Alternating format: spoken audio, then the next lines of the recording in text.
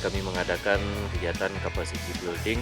Terlihat bahwa motivator dari AILI sangat berpengalaman. Dari materi yang disampaikan terlihat bahwa diserap dengan baik oleh peserta. Kepada AILI terutama, kegiatan yang telah dilaksanakan kami melihat sangat positif. Untuk PT Arsaloka, kami ucapkan terima kasih telah memilih tempat yang sangat representatif untuk kegiatan dalam rangka meningkatkan kapasitas dari perangkat pemerintah daerah maupun juga perangkat desa.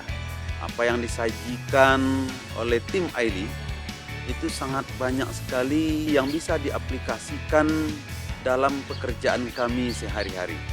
Selama 2 hari 2 malam kami bersama tim AILI, memang terasa bagi kami manfaat dari outbound yang dilaksanakan oleh tim AILI.